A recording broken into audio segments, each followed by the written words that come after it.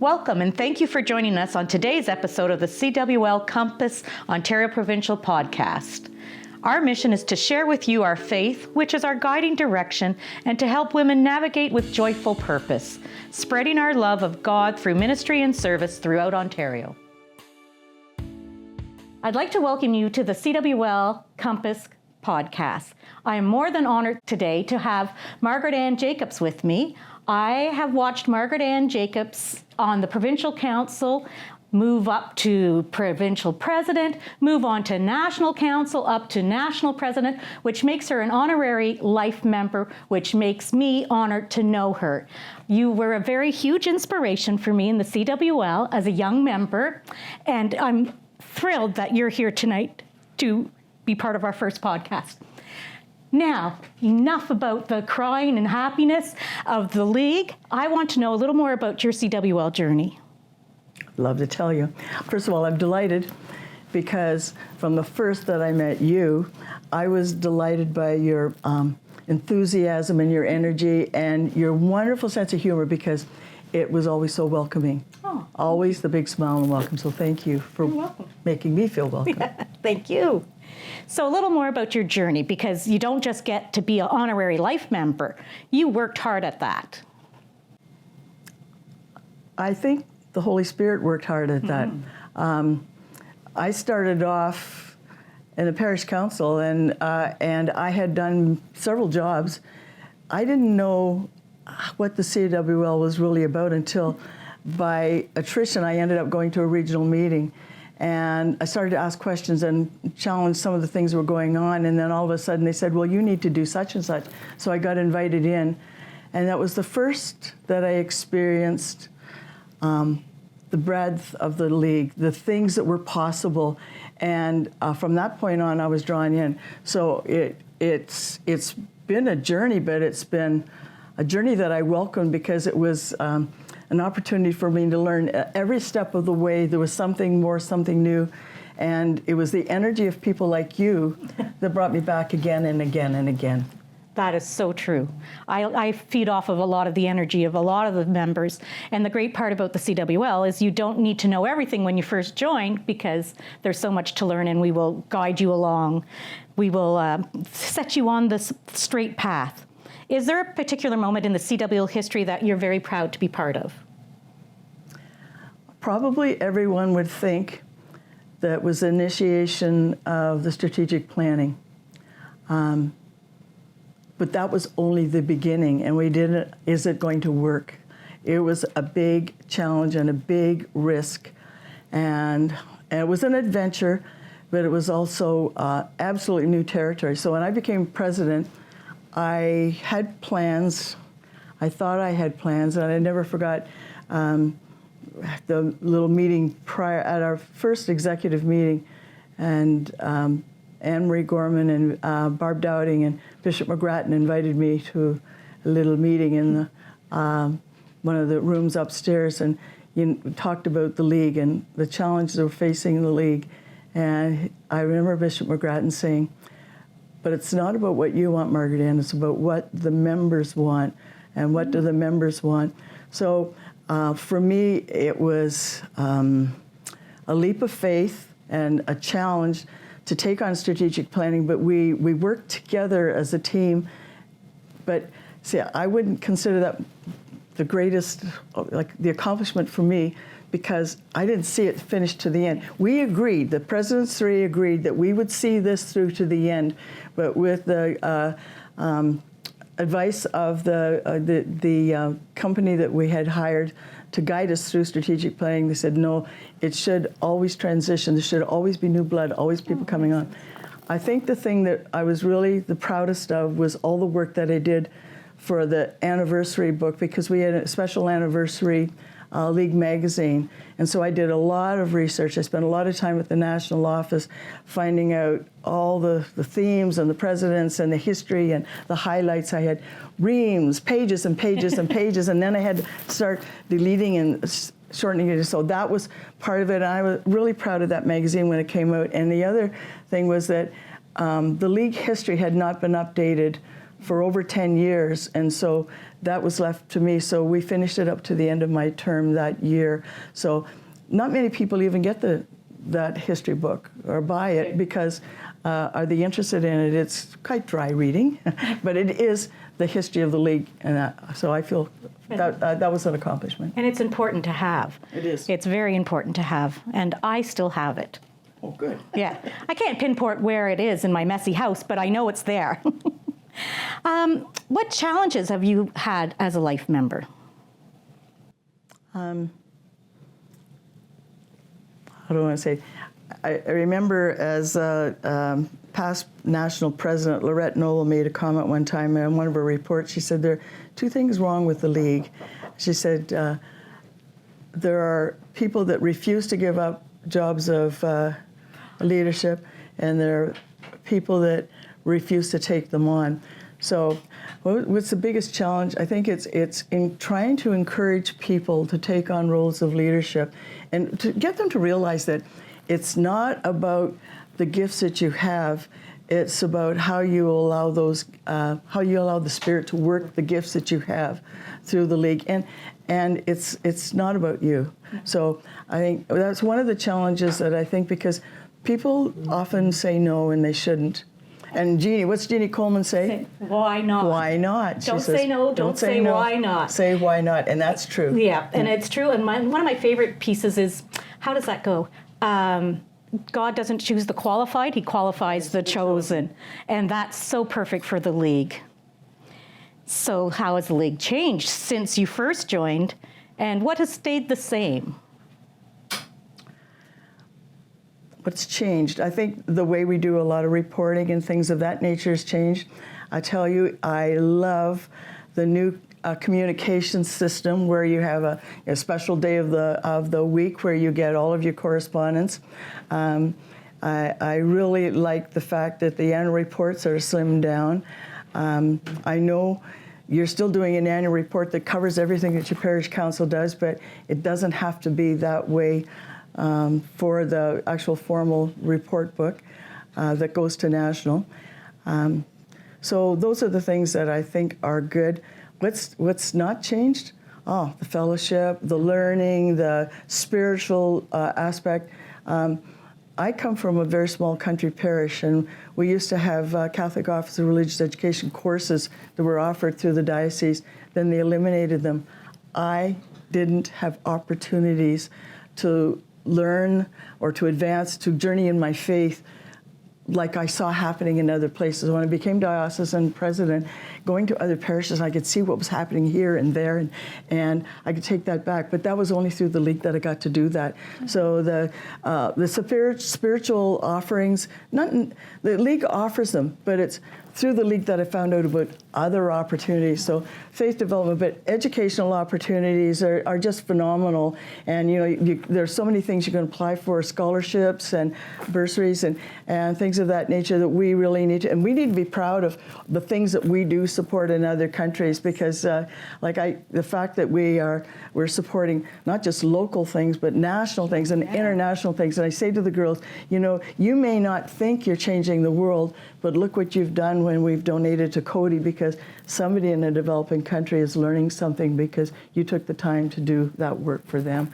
And I think it's really important that all of those programs still continue. So service programs, the social justice programs, but we still have fun doing it, and we still work together in fellowship, and it is extremely fulfilling. And I think when you're doing any kind of work and any kind of a role of leadership in the League, everybody will say thank you to you, but the most fulfilling part is the enrichment that it brings you, because it makes you a better person for having reached out to others. Yeah. And we really live the meaning of Catholic, universal, right? Mm-hmm.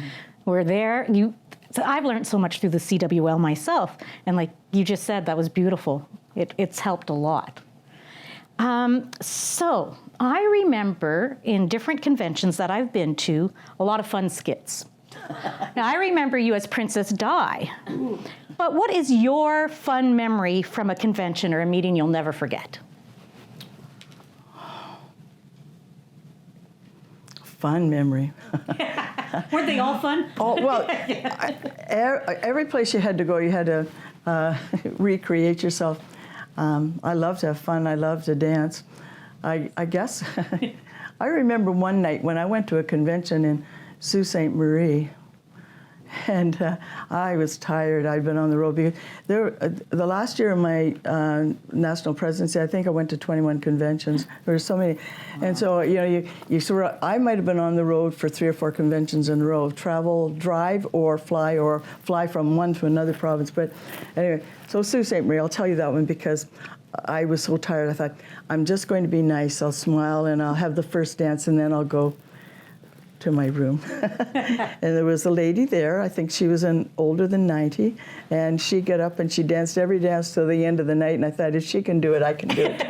Anyway, there weren't a lot of costuming, and I was there when the fellow was setting up, and he was setting up, he was a DJ, he was a young guy, and he said to the girls that were working there, he said, what kind of a crowd are we going to have? And I said, like, generational, like the young or the older? And she said, well, they're all women. And he nearly choked. He said, women? Oh, what am I going to do? You never had to entertain that many women. And you know what? Nobody sat down all night long. It was wonderful. We did a good job. It was a lot of fun. But I've been to London when they had Elvis. I've been to places where, in Whitehorse, they had a whole tribute group there too. No, there was lots and lots of fun. Every convention has its own part. And in the very early days, when I was in Toronto, we would go around, because Toronto has seven regions, and so each region would have a little hospitality suite. And there were a few girls who would get all dressed up in crazy costumes, and they'd go from room to room to room and instigate trouble. And it was lots and lots and lots of fun. Nobody ever knew who they were, and it was wonderful because the fellowship was so strong. They were all great. You can find something good about every one of them. That's right, I can imagine. I know I've had fun at a lot of conventions. Can't find one that I haven't had fun at yet. If the CWL had a theme song, what would it be? What would your theme song be? Come with me into the fields. Oh. And actually, it's kind of interesting. My brother passed away just recently, and so that was one of the songs I wanted because he didn't finish a lot of things. So the words in it are, the seeds were sown by other hands than ours, nurtured and cared for they grew, but those who have planted will not harvest them. That's beautiful words. They're calling people to come to the harvest. The harvest is plenty, but the laborers are few. Come with me into the fields. That was the scripture reading tonight. Yeah. No, I thought about having it engraved on my tombstone, but my husband wouldn't agree. Well, if he goes first, you can do it. Well, he'll never know. Well, I thought about that. No, I just think that's what the League, that's what we're all about. It's about planting seeds to make everything better in the future. And I think that's what we're responsible for, making all things fresh and new for those that come, and changing everything so that it is better, and trying to be positive about it. And if you can't finish it, that's okay, because somebody else will. And they may change it. Yeah. Strategic planning to different routes that we never dreamed of, and that's good. That's good. Change is good. Good. And like the laborers may be few, but with the CWL, there's room for more laborers, any make, shape, kind, type, whatever their talents may be, there's room. No, you're right. Speaking of talents, what is your hidden talent? What do you do when you're at home? Any favorite hobbies? I like to read. I read a lot more now. Like I taught school for 25 years, and I think I've done more recreational reading since I quit teaching, because it was always things that had to be done.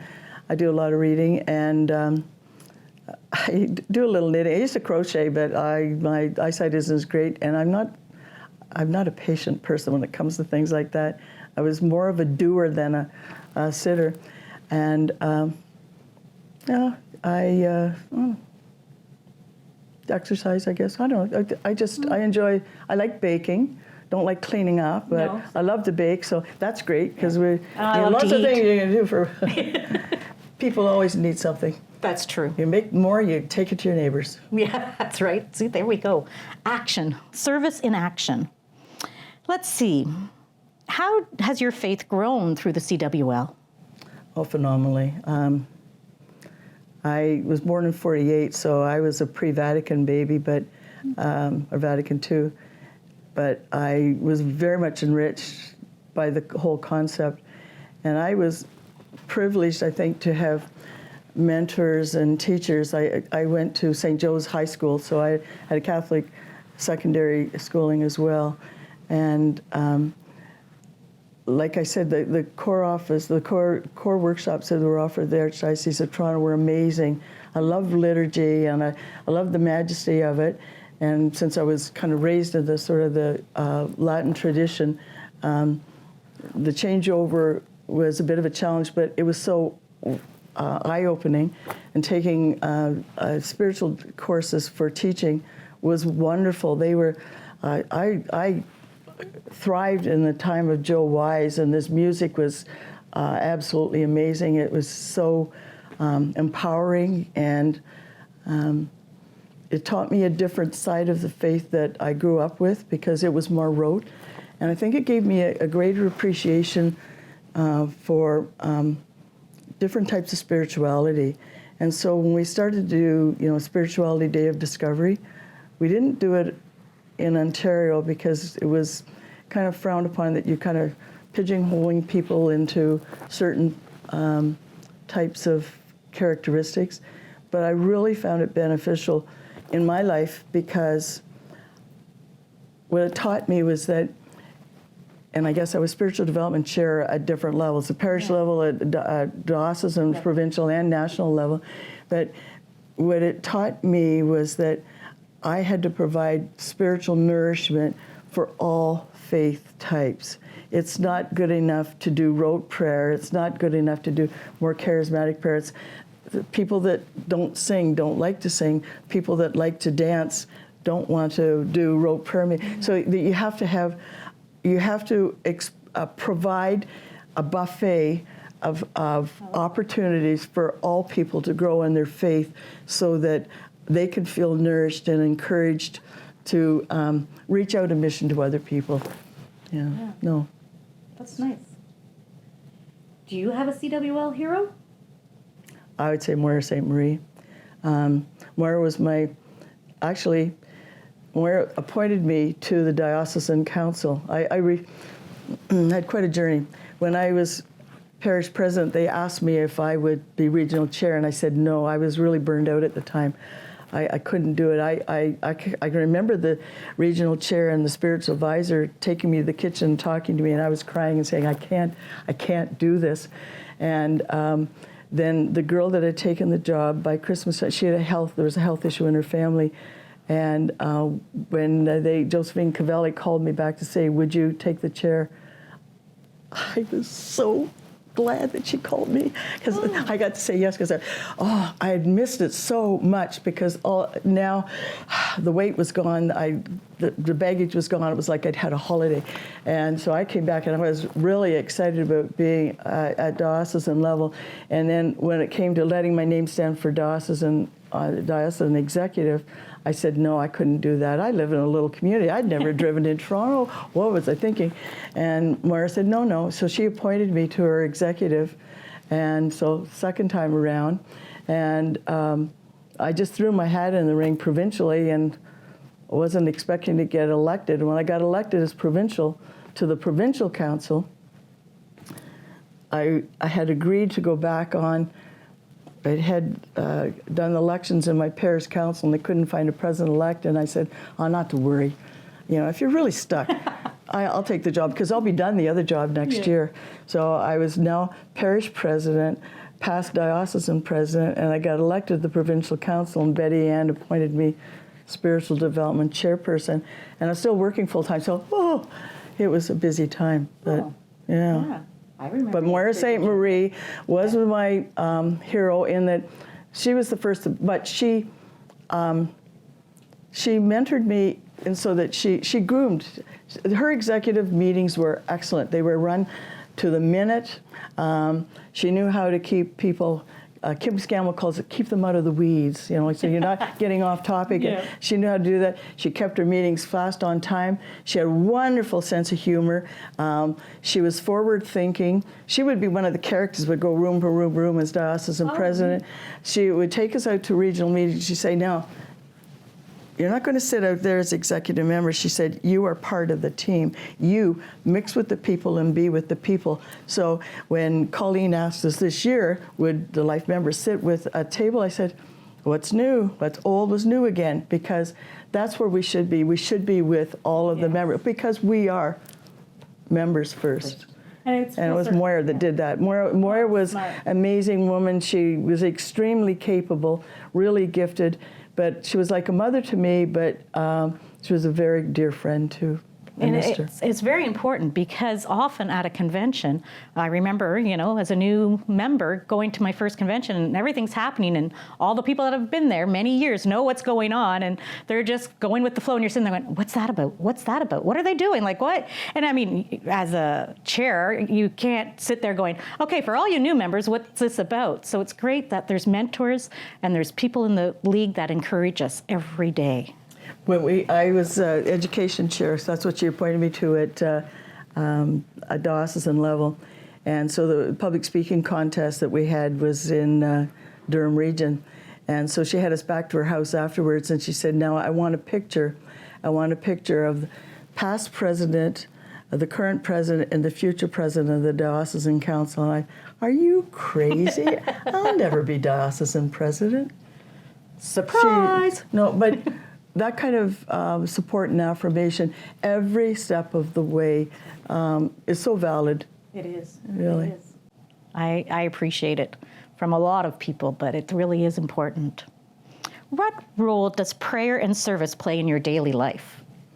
Well, I think service, well, prayer is utmost. I mean, I don't think you can do anything without prayer. I thought for a very, very long time, I walked and I prayed and I read and I prayed and I walked and to decide on a theme to choose a theme for the national whole country to sort of focus on. And so inspired by the Spirit, women respond to God's call was the theme that I chose. And I really, really believe that the Holy Spirit is the power that works everything, and we need to let go. So prayer is extremely important. When I'm busy about doing, I'm thinking I'm more of a Mary than a Martha than a Mary. But I really think when I became national president, I found I had a girl actually ask me if she could be my spiritual director, and I thought she was talking about spiritual advisor for my parish. We better talk to the priest. She said, no, I want to know if I could be your spiritual director. She had taken the training and all the rest of it, and so she was my spiritual director for all my term as national president. So we'd meet regularly and pray together, and I found that invaluable. It kept me grounded, it kept me focused, it kept things more simple. And so prayer is really important. I've tried to continue that through. I know shorter Christian prayer was a really big part of my life for a long time. Still is, but not as much as it once was. I need to continue that. But prayer, and you said service, and I don't think there's anything I do that isn't service. Like my husband gets kind of cross because I'm doing, if he doesn't know where I am, he says, oh, she's at the church. But, and I'm involved with the Women's Institute. I used to be involved in other volunteer organizations, but a lot of them, like our Birthright has closed down, the Out of the Cold has closed down, but we're still doing whatever in the community. It's service, and I can think, I don't need to do that anymore. I could sit at home and I could, play cards or whatever, and I thought, if I weren't doing this, what would I really be doing? Yeah. And this brings me joy. And you can still do it. Yeah, sure, you can still do all that other stuff. Yeah, there's going to be time for sitting in heaven. Well, we'll probably be dancing and singing. Yes. Oh, there you go. Yeah. Go to a convention. Yeah. We'll meet up. Why should women today join the CWL? First of all, we have to, like the spark, get them to realize what the League can offer, because I don't think young women can know know the beauty or the empowerment that comes from working with other women of faith. And I think that's the crux of the League. I can do service with some of the other groups I belong to, but only place I can share my faith journey and build on that is with the Catholic Women's League. And I don't know how many young women realize how empowering it could be for them. And I mean, they know the stuff. I mean, we've got engineers, and these young people today are trained to do many, many things in a workforce that is so. I mean, when I graduated, you could become a nurse or a teacher, or the job were limited, but not today. The sky's the limit. There every kind of career that you can imagine. So they're trying to fit a lot of things in. So what I really would encourage them, because they need to be able to share their faith with other women. And I don't know how you get them to do that other than conventions are the place to go. If you want to renew your energy and build friendships and you know, there are all kinds of programs. You come back with new ideas on how to do everything. And I think that's so valuable. But you have to get them there first. So I don't know how you snag them in. I think bringing them one at a time to just help out with this. Can you be my helper? I need somebody. And then get them somehow to catch the fire. Catch the fire. Yeah. So true. What gives you hope for the future of the League? It's God's organization. It's never going to fail if we put it in God's hands. And I think we sometimes forget that. We're so busy working on how are we going to do this, as opposed to what does God really want here? You know, like I think sometimes we want to do things our way instead of listening to what the Spirit is calling us to do, or the direction that we're being called into. We don't listen well. But that's my fault. I guess it's not everybody's fault. There's some very good listeners. I think the whole synodality is a valuable aspect. So hope for the League. I think it is optimistic. With the strategic planning, there were several programs. Catch the Fire, I thought, oh gee, we need to catch the fire. Obviously, we need to catch the fire. But a lot of the programs were programs that I'd done before. They were flashy new versions of what I'd done. Even the new strategic planning, they're taking different directions, which is great. But a lot of the things are things that are done, but they're done better and they're done fresher, and the resources that they have are so wonderful. And I go on Zoom meetings, and it's so exciting to me to hear particularly women from other cultures that have joined the League. Filipino women are extremely charismatic. Well, they're just so deep in their faith. And to hear some of these women in these podcasts say, I didn't know that. Really? Where did you get that? How do I do this? And that's the beauty of it. And I'm sitting there thinking, I heard that before. So I keep my mouth shut, try to keep my mouth shut, but it's so good that a lot of the resources and things that are coming out are introducing all those new aspects. And I just hope that we can bring the new members in to be able to see them, recognize them. They'll go online and do them themselves. I mean, but as a life member, and talking about new members, how can a life member encourage, or what could they do to make them feel welcome, our new members? Being present with people. I think one of the most powerful things for me when I was national president was that when I went places, most people didn't know who I was. And that was great. As far as I was concerned, it was great because I could go into the kitchen and work with the women. I can remember ironing flags. I can remember sweeping floors and setting up tables for sessions in one of the conventions that I was at. And when they found out you were national president, oh, what are you doing here, sort of thing. But I really think life members need to be present to all members and need to empower them.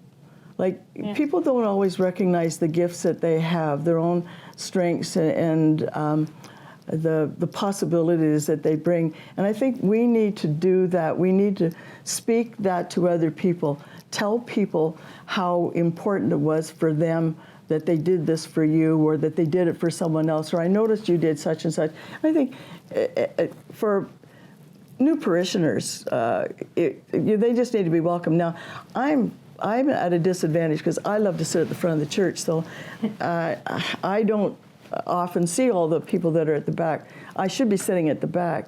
And Judy Luck from Alberta had a program. It's called 3 Cups of Tea, and it was a wonderful, wonderful program. She did workshops on it, and you don't need to hear the whole story now, but it was a wonderful program where you don't ask a new person coming in the door at your church to join the Catholic Women's League. You welcome them and make them feel at home. You make them feel part of the parish, and oh, you have children, and what are their names, and can I help you? You need anybody to babysit? Can you this is going on, did you know about that? And then the next time you see them, you extend the welcome more and more and more, and then make them, or not make them, but welcome them as part of the group, so that the third cup of tea is when you actually do whatever. It's a beautiful program she did. It was absolutely wonderful. That makes sense, because then they will feel part of, and then all of a sudden they're going to want to take part and be part. How can I help? How can I? That's smart. Well, we're going to have to look into that, 3 cups of teas. It's beautiful. Yeah. Julie, look, she does it beautifully. I like that.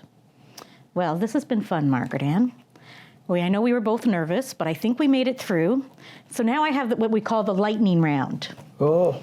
So no time to think. You're just going to top right off the top of your head. Your favorite saint? Oh, St. Teresa of Calcutta. Okay, I like her too.